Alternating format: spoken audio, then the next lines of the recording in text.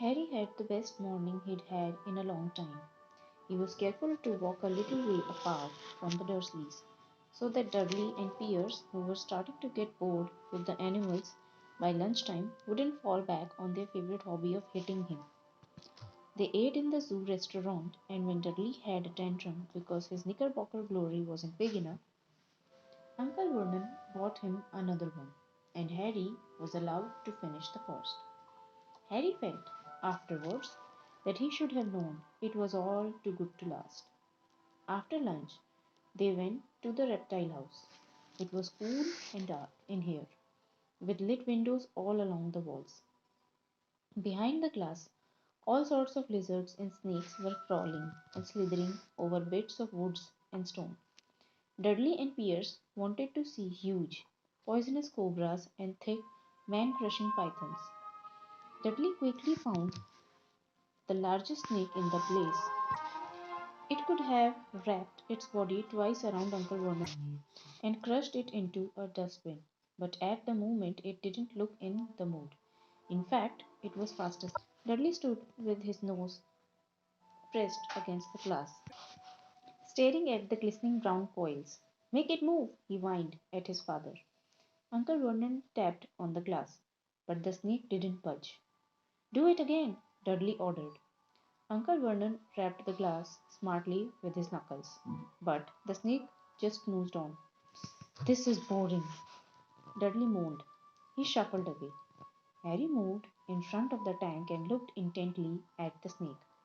He wouldn't have been surprised if it had died of boredom itself. No company except stupid people drumming their fingers on the glass, trying to disturb it all day long. It was worse than having a cupboard as a bedroom, where the only visitor was Petunia hammering on the door to wake you up.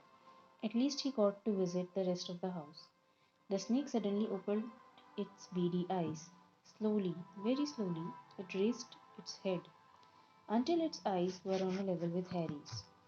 It, Harry stared, then he looked quickly around to see if anyone was watching. They weren't. He looked back at the snake and winked too. The snake jerked its head towards Uncle Vernon and Dudley, then raised its eyes to the ceiling. It gave Harry a look that said quite plainly, I get that all the time. I know, Harry murmured through the glass. Though he wasn't sure the snake could hear him, it must be really annoying. The snake nodded vigorously. Where do you come from anyway? Harry asked. The snake jabbed its tail at a little sign next to the glass. Harry peered at it. Boa constrictor, Brazil. Was it nice there? The boa constrictor jabbed its tail at the sign again, and Harry read on. This specimen was bred in the zoo. Oh, I see. So you've never been to Brazil. As the snake shook its head, a deafening shout behind Harry made both of them jump. Dudley, Mr. Dursley, come and look at this snake. You won't believe what it's doing. Dudley came waddling towards them as fast as he could. Out of the way, you, he said, punching Harry in the ribs. Caught by surprise, Harry fell hard on the concrete floor. What came next happened so fast, no one saw how it happened. 1 second, Pierce and Dudley were leaning right up close to the glass. The next, they had leapt back with howls of horror. Harry sat up and gasped. The glass front of the boa constrictor's tank had vanished. The great snake was uncoiling itself rapidly, slithering out onto the floor. People throughout the reptile house screamed and started running for the exits. As the snake slid swiftly past him, Harry could have sworn a low hissing voice said, Brazil, here I come. Thanks, amigo. The keeper of the reptile house was in shock.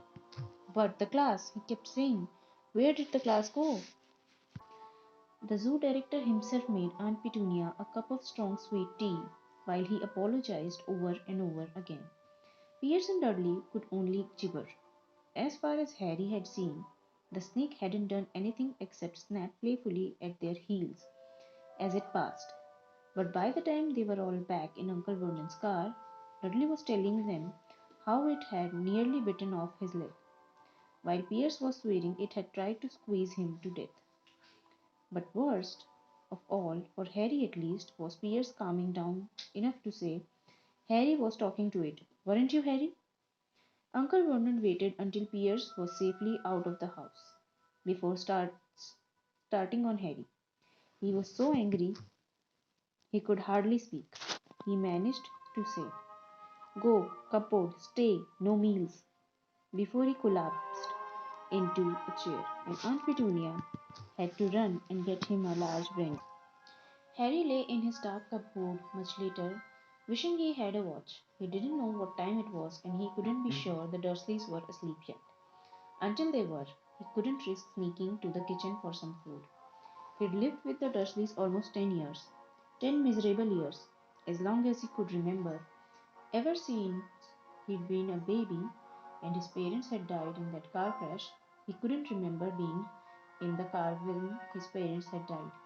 Sometimes, when he strained his memory during long hours in his cupboard, he came up with a strange vision, a blinding flash of green light and a burning pain on his forehead. This, he supposed, was the crash, though he couldn't imagine where all the green light came from. He couldn't remember his parents at all. His aunt and uncle never spoke about them, and of course he was forbidden to ask questions. There were no photographs of them in the house. When he had been younger, Harry had dreamed and dreamed of some unknown relation coming to take him away, but it had never happened. The Dursleys were his only family, yet sometimes he thought, or maybe hoped, that strangers in the street seemed to know him. Very strange strangers they were too. A tiny man in a violet top hat had bowed to him once while out shopping with Aunt Petunia and Dudley.